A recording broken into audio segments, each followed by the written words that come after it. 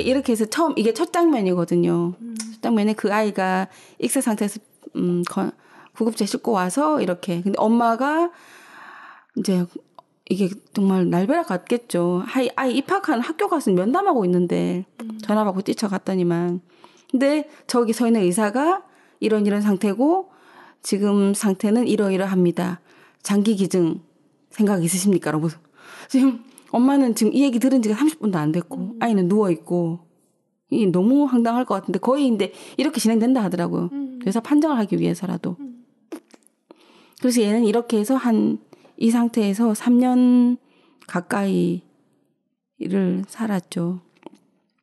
휠체어에 누워서. 근데 엄마는 저렇게 해서 이제 바람 쐬러 데리고 나가고 아이들도 보여주고 동화책 읽어준 쌤 와서 동화책을 읽고 그런데 이제 1년이 가고 2년이 가면서 속내에는 전부 다 얘가 살아있는 거 맞냐. 이게 환자냐 시체냐 이걸 갖고 서로 이제 뒤에서 수근수근 하는 거죠. 엄마는 알고 있지만 모른 척하고. 그래서 미즈호의 엄마 가오르코 이 사람의 이제 심리적인 갈등을 나타내는 소설 전반에 걸쳐서 심리적 갈등에 대해서 나와 있어요. 본인이 이 아이에 대해서 어떻게 생각하고 있는지를 계속 혼자 점검을 해요. 그리고 마음속에 바람도 있고 근데 신념도 있어요. 얘는 아직 죽지 않았다는. 그러니까 완벽히 뇌가 멈추지 않았다. 일부가 살아있다라는 생각을 엄마는 계속 하고 있는 거죠. 그리고 이제 이 엄마가 그렇게 긴 시간 동안 트라우마를 셀프 모니터링 하면서 외현화시키는 작업을 스스로 해요. 책에서 어느 대목이냐를 다 찾아올 수 없었지만 제가 몇 가지 찾아왔었거든요. 그리고 미해결 과제에 대한 마지막에 딸을 보낼 때 과제에서의 완성 부분이 나타나 있어요. 이 부분이 이제 칼을 들고 이제 엄마가 그 연구원과 아빠와 이제 둘째 생일 파티 한다고 다 불러 여동생 식구들이랑 다 부른 자리에서 이제 그렇게 이게 대두가 돼서 다들 미주호를 살아있는 시체로 취급하잖아. 나는 내 딸을 그렇게 가여운 처지에 둘 수 없어. 살아있는지 죽어있는지 나라가 법률로 판단해 달라고 할 거야. 미즈호가 이미 옛날에 죽은 몸이라면 내게 죄를 물을 수 없겠지. 하지만 만약 살아있다면 나는 살인범이 될 거야. 그렇다면 나는 기쁜 마음으로 죄값을 치르겠어. 그 사고가 있던 날부터 지금까지 내가 돌보아온 미즈호는 틀림없이 살아있었다고 인정받은 셈이니까. 저 읽으면서 되게 느낌 많이 왔어요. 그래서 당신 나를 왜, 밑줄 친 거 볼게요. 당신 나를 왜 말리지? 미즈호가 이미 죽었다고 생각하잖아. 저 남편한테 하는 말이에요. 그런데 무슨 상관이야. 사람은 2번 죽지 않아. 하지만 방법은 이거밖에 없어서 그래. 이러지 않으면 아무도 대답해주지 않으니까. 가오루가 뜻을 굳혔다는 듯이 칼을 높이 쳐들었다. 이 장면에서 가오루코의 미즈호에 대한 많은 생각들을 한꺼번에 다 내뱉은 셈이거든요. 이 가오루코는 이 장면을 통해서 본인이 그동안 3년 동안 담아놓고 있던 여러 가지 생각들과 복잡한 신경들을 언어로 다 외연화를 해버렸어요. 저러면서 정리가 되었어, 본인이.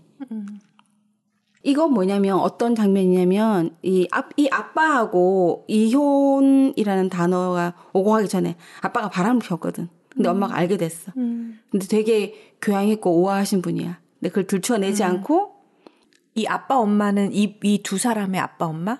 아니 이 가오루코하고 가즈마사. 이 미즈호의 엄마 아빠죠. 가즈마사가 이제 바람이 난 걸 가오루코가 알게 되었고 그래서 우아하게 아름답게 적당히 별거하자 아이들이 어리니까 하고 그 상태에서 참고 지내는 사람이에요. 근데 정신과 가서 이제 상담받고 약을 먹으려고 갔다가 그 정신과 의사가 이 여자한테 마음이 좀 있었어요. 그래서 둘이 바깥에서 살짝 밥을 먹는 정도까지 친해졌었어요. 그런데 이제 미즈호가 그렇게 되고 난 다음에 정신을 잃고 이제 애를 돌보니까 돈이 어마어마하게 들잖아요. 아까 그 신경 관련된 모든 장비들이며 그리고 안 해본 연구 다 하고 있으니까 돈이 어마어마하게 드니까 이 엄마가 아빠와 이혼 얘기를 없었던 걸로 하고 넌 돈을 대라. 아빠는 잘 버니까. 그래서 돈을 대는 걸로 하고 이혼 없었던 걸로 하고 이 의사하고는 결별을 했죠. 다시 너를 만날 수가 없겠다. 나는 이제 다시 돌아가야 된다 가정으로. 그런데 우연히 이렇게 몇 년 뒤에 만났어요. 한 2, 3년 뒤에 만난 거예요. 길거리에서 만나서 차를 한잔 하러 갔나 했는데 가오루코가 그 의사한테 한 말이에요. 개의치 않아요. 제가 그 사람들을 설득할 이유는 없으니까. 물론 그들이 저를 설득할 일도 없겠죠. 이 세상에는 여러 사람들의 의견을 통일하지 않아도 되는 일, 아니 오히려 통일하지 않는 편이 나은 일도 있다고 생각해요. 이러면서 아까 그 칼 난동을 부리면서 이렇게 생각을 정리한 거예요. 난 나대로 생각하겠다. 모두의 동의를 얻지 않겠다 하고 이제 밖에 나가서 막 미지오로 데리고 나가서 얘 예쁘지 막 이렇게 쇼를 하는 짓을 이제 안 하는 거죠. 근데 저 의사가 얘기를 해요. 밑줄 진 부분 보면 저 이제 남자분이 의사가 얘기하기를 의사는 환자의 행복을 바랍니다. 하지만 그 형태는 다양해서 이러해야 한다고 정해진 말은 없어요. 지금 당신이 행복하다면 그 누구라도 뭐라 할 수 없습니다. 얘기를 들으면서 생각해 봤는데 지금의 당신에게는 따로 필요한 것이 없습니다. 우리 병원에 오게 되는 일은 없으리라 봅니다. 진단 나왔죠. 너 멀쩡하다 이제. 정신상태 건강해진 거죠. 그러니까 아주 오랜 시간 동안 갈등하고 방황하고 힘들어했던 것들을 한바탕 난리를 치고 이거를 액팅아웃 하면서 정리가 된 것 같고 그래서 저 의사는 진단 내려줬고 넌 약 안 먹어도 되겠다 하고. 이런 게 그 미묘하게 자기만의 어떤 그 범주, 세상과 속하지 않는 어떤 범주 속에서 고민하는 사람들이 되게 많은데 이게 요즘은 이런 이슈가 이제 성적인 어떤 정체성에서도 굉장히 많은 것 같아요. 그래서 그 중간 스펙트럼에 있는 사람들을 다 이해도 할 수 없고 그들이 이해받고 싶어서 무언가를 하지만 나중에 결국 결론은 본인만의 어떤 정체성, 그러니까 세상이 무언가 규정해주지 않는 본인의 어떤 곳에 위치해 있는 사람들이 굉장히 많아지고 있는 게 아닌가라는 생각도 좀 들어요.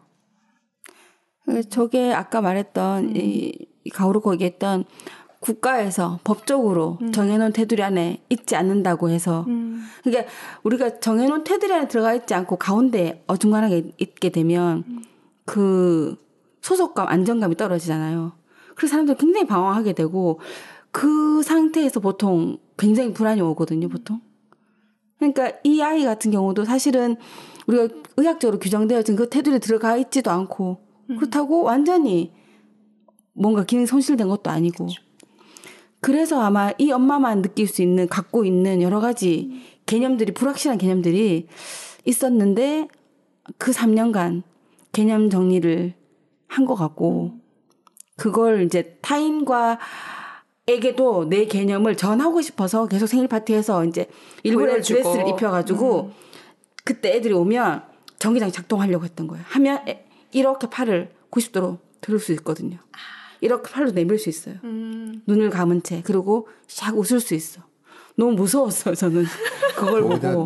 만약 눈까지 뜨게 하면 더 무섭지. 돌이요. 차라리 눈이 뜨는 게 낫지 않나요? 눈을 감고 웃고. 근데 애가 생기도 있고 피부색도 괜찮고 아픈 사람 같지 않아. 그 바이탈이 계속 다 안정되어 있기 때문에. 그런데 이제 점점 주변 사람들은 그렇게 보고 있다는 걸 알고 있죠. 근데 나만 그 중간지대 어딘가 있다는 사실을 받아들이고 있는 거잖아요. 지금 포커스가 그건 아니신 것 같아. 예를 들어 바이탈은 살아있는데 뇌는 죽은 것을 살아있다고 해야 되느냐. 근데 이제 뇌가 다 이렇게 되면 신체 통합이 이렇게 일어나는 거는 뇌가 아까 그 의사도 말했지만 뇌사 판정이 내리기 위한 기본적인 요건들은 다 떨어져 있지만 우리가 뇌를 100% 진단한 건 아니다. 우리가 알 수 없는 어떤 영역이 있을 것이다. 근데 엄마는 엄마로서 그 알 수 없는 영역이라는 게 얘가 지금 살아있고 장기들이 다 움직이고 있고 키도 크고 있지 않냐. 3년간 애도 컸지 않냐. 이거 어떻게 죽었다고 볼 수 있냐. 그렇죠. 내가 완전히 죽은 건 아닌 거네요, 결국은. 그러니까 대부분 사회 통념상 뭔가를 규정 짓는 그런 일들이 많잖아요. 그렇죠. 그런데 이러하면 네. 근데 내한테 적용될 때는 또 다른 나만의 또 기준이라든지 뭔가를 만들어 가지고 적용하는 그런 것들이 있는 거예요. 어떠실 것 같으세요? 만약 저 상태야. 죽었다고 인정하실 것 같으세요? 바이탈은 멀쩡해. 그런데 인지는 못하는 것 같아 알 수 없죠. 아니 의식은 뭐 의학적으로는 없죠. 의학적으로는 없는데 그런 얘기들이 있거든요. 실제로는 그 거의 혼수 상태에 들어가 있는 코마 상태에 들어가 있었는데 그 상태에서 옆에서 하는 말을 다 듣고 있었다. 이런 경우들도 있거든요. 다는 아니지만. 그러니까 그런 상황들도 있다 보니까 항상 예외적인 상황들이 너무 많고 말씀하셨듯이 과학적으로 모든 거를 정확하게 딱 잘라서 얘기할 수 있는 상황이 아니란 말이에요. 그러니까 죽음에 대해서 과학적으로 이 칼로 무벳을 탁 벨 수 있는 게 아닌 상황에서 의사들의 주관적인 판단이란 말이에요. 그런 상황일 때 나는 받아들일 수 있을 것인가? 그렇죠. 를 질문 드리는 거예요. 엄마는 못 받아들이죠. 엄마이기 때문에. 이제 그 질문을 드리는 거예요. 이건 자기 입장에서 받아들일 수 있겠냐는 거예요. 그렇죠. 그래서 이제 이 소설에서 얘기하는 것도 사회적인 규정과 개인적인 받아들임, 개인적으로 만들어낸 나의 규정을 어떻게 이제 그려낸 거죠, 저게. 근데 많은 부모들이 돈이 있고 저 상황이면 애를 끝까지 치료하지 않을까. 그렇죠. 자연사가 되기 전까지. AI라는 영화 아시죠? 스티븐 스필버그의 영화. 거기서도 그 인공지능 로봇을 입양하게 된 사연에 아들이 뭔가 때문에 뇌사 판정을 받았는데, 뭔가 병 때문이었나? 기억이 잘 안 나는데, 그래서 냉동을 시켜놓잖아요. 그러면서 그 치료되기를 바라는 상황 속에서 입양을 했는데 어느 순간에 해결이 나요. 어떤 식으로 해결났는지 정확히 기억은 안 나는데 그런 상황이 있을 수 있다는 거예요. 그러다 보니까 당연히 저 상황이 되면 저도 사망 인정 못할 것 같아요. 특히나 바이탈이 저렇게 안정돼 있으면 그러니까 예를 들면 저도 아버님 돌아가시는 걸 봤기 때문에 바이탈이 계속 떨어지시거든요. 그러니까 이거는 내가 인정하고 말고 떠나서 뭐 맥박이 언제를 시점으로 돌아가신 거냐라고 기준하는 거에 대해서는 할 말은 없지만 기본적으로 맥이 완전히 없어지고 호흡이 완전히 없어지기 때문에 뭐 그러고 나면 당연히 뇌는 손상이 되고 돌아가시는 거기 때문에 그거에 대해서는 받아들일 수 있지만 저 상황이 되면 저 누가 받아들일 수 있지? 제가 얘기를 조금 빠뜨려 먹었는데, 집으로 돌아가서 홈케어를 할 때, 이제 약을 계속 투입을 하긴 했었어요. 근데 약이 점점 줄어드는 거죠. 그리고 여기 이제 아까 그 연구원이 있죠. 그 연구원이 얘가 자발호흡이 안 돼서 그 산소호흡기를 입으로 통해서 이제 하고 있었는데, 연구하고 있는 중인데, 이게 연구 결과가 나오지 않았는데, 이렇게 횡격막과 그 복근에다가 전기 자극을 줘서 그걸 내부로 심는 거예요. 내부로 심어서 전기 자극을 줘서 걔가 그 폐가 움직일 수 있게 자발 호흡을 할 수 있게. 사실 자발이 아니지. 전기적 장치를 심어 놓는 거죠. 심어서 입으로 호흡하지 않고 이게 마치 폐가 움직이듯이 횡격막이 움직일 수 있게끔. 자, 그럼 거꾸로 가볼게요. 인지 기능은 살아있는데 이게 정확한 표현인지 모르겠는데 파충류의 뇌가는 죽었어. 그래서 파충류의 뇌를 살렸어. 그런 식으로. 이거는 어떻게 봐야 되나요? 이런 질문도 가능하다는 거예요. 그러니까 인지 기능을 하는 뇌는 살아있고 지금 반대예요. 생물학적인 그런 자율적인 신경을 돌리는 그 부분은 그 일부분 살아있고 일부분 죽은 거잖아요. 근데 인지 기능은 어떤지 몰라. 근데 인지 기능은 살아있는 게 확실해. 그런데 그렇게 생체 리듬을 살리는 건 죽어 있어. 그런 사람에게 그런 장치를 달아서 그 부분을 해결을 해줬어. 이건 어떻게 봐야 되나요? 저는 이런 부분에서 기본적으로 인간의 속성 중에 가장 큰 것을 인지라고 보지 않을까 싶거든요. 목 밑으로 기능이 불과해도 의식이 있다는 거, 인지까지 가지 않아도 돼. 의식이 있다는 거까지가 저는 생존이라고 생각하거든요. 여기 지금 얘는 의식이 없고. 그걸 어떻게 확인을 하냐는 거예요. 이 소설 속에서는 의식이 없다는 그 어떤 의학적인 이제 근거가 나와 있는 거죠. 소설 속에서는. 그런데 얘는 두면 자발호흡은 안 돼. 자발호흡이 안 되면 이제 호흡이 끊어지면 끝이잖아요. 그래서 자발호흡을 위해서 전자장치를 심어 놓은 거죠. 횡격막에다가.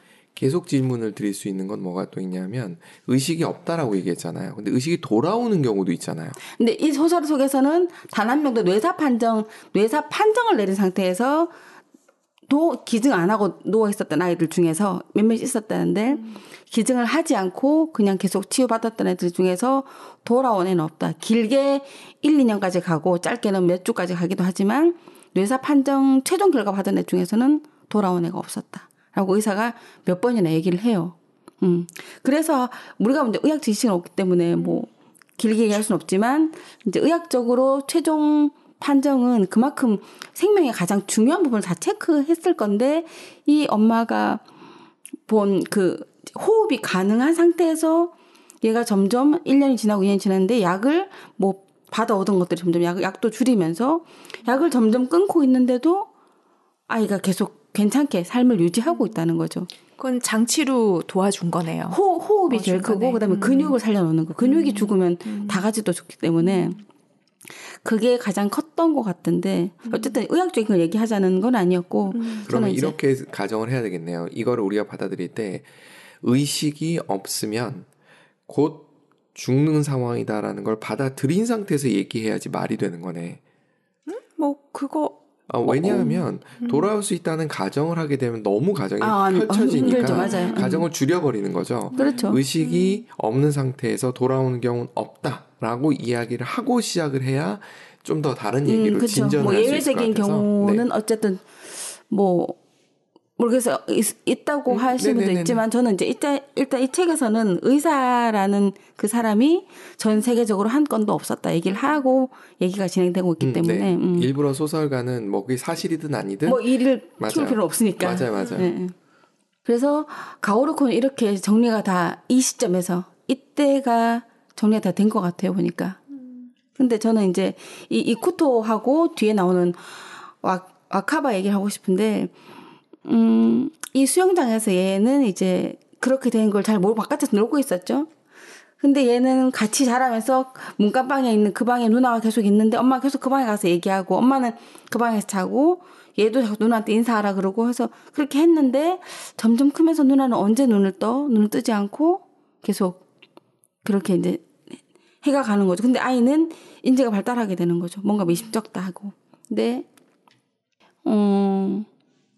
이게 어떻게 된 거냐면,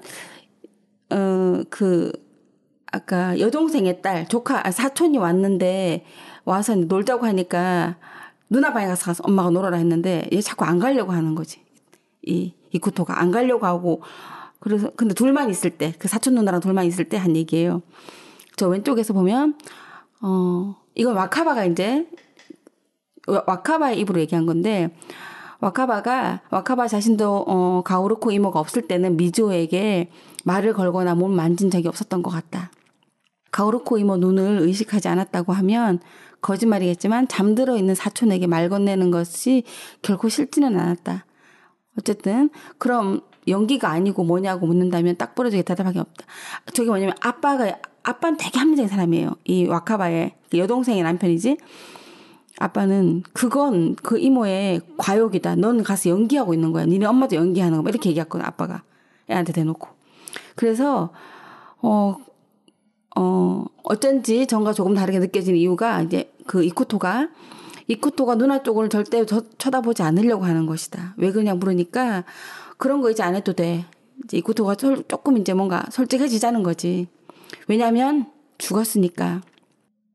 이쿠토의 대답에 와카바는 또 충격받았다. 왜냐면 와카바는 이제 타인을 의식해서 이 거짓과 진실이 혼란스러운 거예요. 얘는 지금 조금. 얘는 4학년 좀 됐고 이쿠토 1학년이니까. 이쿠토는 있는 그대로 얘기하고 있고 와카바는 타인에 대한 배려. 이 고려가 자기 이 생각과 혼란스러운 거예요. 지금. 엄마 앞에서만 누나가 눈을 뜰 거라고 믿는 척 연기하면 그만이라고 여기는 걸까? 그래서 이쿠토가 이 방에 있고 싶지 않아. 안 그래도 와카바는 이쿠토가 이상한 말을 할까봐 조마조마했는데 아까 엄마 앞에서 뭐라고 했어. 누나가 뭐 어쩌고저쩌고 이렇게 그 방에 가기 싫어 이렇게 했는데 그래서 그런 말은 하면 안 돼라고 이제 모르고 이제 와카바 얘기했던 거죠. 그 엄마 앞에서. 그래서 와카바는 마음이 무거웠다. 이제 어쩌면 좋지. 이게 이제 생일 파티를 초대했는데 아무도 안 오는 거야 친구들이. 그래서 엄마가 계속 다그치는 거. 왜 친구가 안 오냐. 그리고 넌 왜 2층 방에 있냐. 안 내려오냐 말이니까 얘가 이제 안 올 거야. 친구들 안 온단 말이야. 안 와. 아무도 안 온다니까. 오라고 하지 않았으니까 생일 파티 할 거라는 말 아무한테도 안 했다고. 그러면서 이제 구토가 눈물을 뚝뚝 흘리는 거죠. 왜냐면 하고 이 구토가 흐느끼는데 누나가 있어서 엄마가 친구들한테 누나 보여준다고 했으니까 그 입학식 날 와서 한바탕 놀거리 됐는데 또 이제 친구 오면 누나 보여줄까 봐. 그래서 없다고 했단 말이야.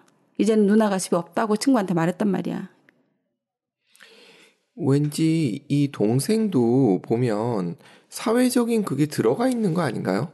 그러니까 결국은 옆에 있는 친구들이 무슨 말을 했고, 근데 그 친구들도 분명히 그랬을 거예요.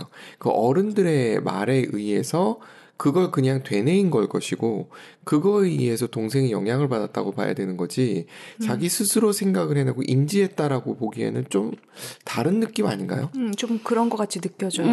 그럴 수도 있는데, 그럴 수 있는데, 이제 실제로 이제 저 아이가 좀 저기서 8세거든요. 8세쯤 됐고, 누나가 지금 그렇게 2년 동안 계속 눈을 감고 있는 거에 대해서, 얘도 슬쩍슬쩍 이제, 좀 의심이 있었지만 그 의심이라 하긴 그렇지만 이상하다 했지만 그 친구들도 예를 들어서 1학년 입학식에 갔는데 다들 알고 있어. 그렇게 오랫동안 누워있다. 근데 저 나이쯤에는 조금 분별을 할 수 있거든요. 죽음에 대해서.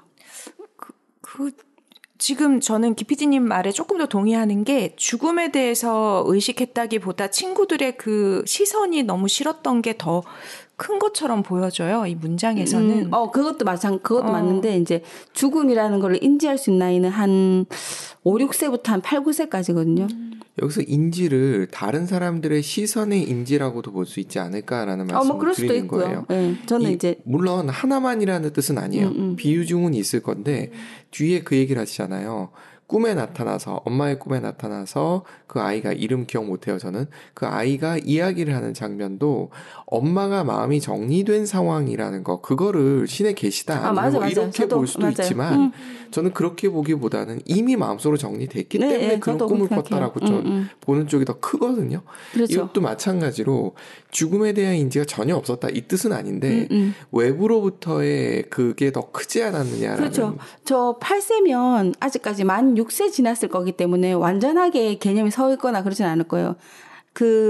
아까 와카바라는 사촌 누나, 걔는 개념이 서 있을 건데 얘는 이제 살짝 뭐가 이상하다 정도인데 바깥에서 얘기를 듣고 약간 그렇게 말씀하신 것처럼 동요되는 게 훨씬 더 많은데 저는 이제 이 지점에서 얘의 어떤 표현들을 가지고 아이들이 죽음을 어떻게 받아들이고 발달하느냐 그 얘기를 조금 드리고 싶은 거거든요. 죽음에 포커스를 맞추는 거죠? 네, 그러니까 죽음의 발달 단계. 네네네. 아이 연령별 죽음을 어떻게 받아들일 것인가. 우리가 이제 아이들이 어릴 때 뭐 할머니나 뭐 할아버지 돌아가실 때 정말 말도 안 되는 얘기를 하면서 엄마들이 얘기를 할 수 있는데 그건 연령별 맞춰서 이해를 시켜줘야 된다는 얘기죠. 근데 얘는 지금 엄마가 전혀 이해를 시켜주지 않은 상태에 그냥 누나 계속 잔다고 얘기를 하고 있었거든. 자는 게 아니거든, 자기가 봤을 때는. 뭔가 아픈 것 같고 뭔가 이상한데 잔다고 하니까 뭔가 혼란스럽겠다. 그러니까 이 정도 되면은 아이들이 이 정도 되면 어느 정도 알아들을 수 있는 얘기가 돼야 되거든, 구체적인 얘기가.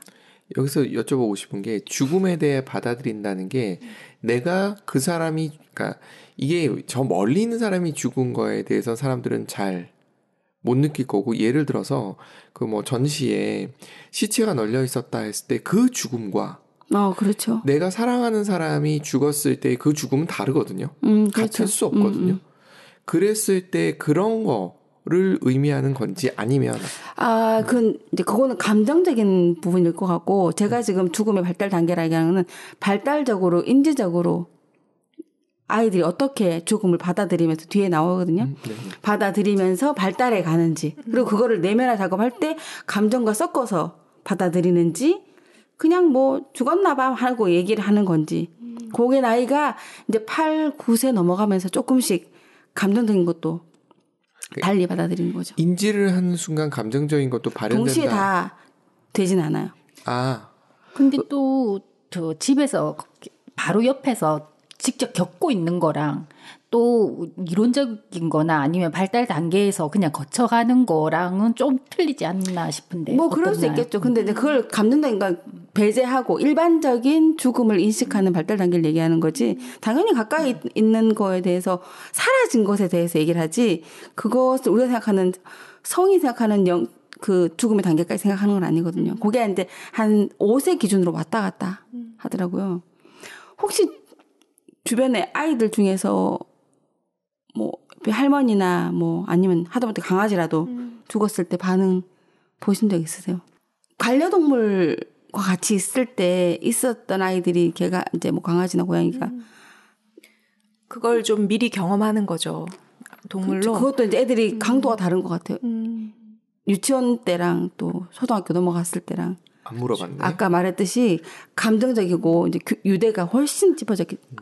그 언뜻 딸내미한테 안 물어본 것 같은데. 얘기하던데 너무 생생히 기억난대요. 네, 그 얘기를 저도 그냥 그 별다른 표현이 없이 걔가 4학년인가 그 정도였는데 친할아버지가 돌아가셨을 때 그닥 크게 무슨 어떤 이야기를 오가진 않았거든요. 근데 생생히 기억나고 그거에 대한 뭔가 본인의 느낀 감정들이 많았던 것 같더라고요.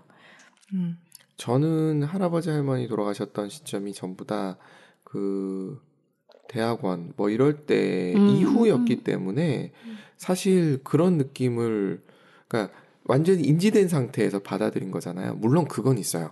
염한다 그러잖아요. 외할머니 돌아가셨을 때는 제가 그 장면을 못 봤었는데 할아버지 돌아가실 때는 뵀었거든요. 와, 그거는 좀 충격이었어요. 충격이죠. 그거는 많이 충격이었어요. 그건 뭐 누가 어느 나이 때 봐도 그건 충격인 것 같고. 그 사실은 부모가 일찍 돌아가신 분들 중에서 차라리 어릴 때는 잘 몰라요.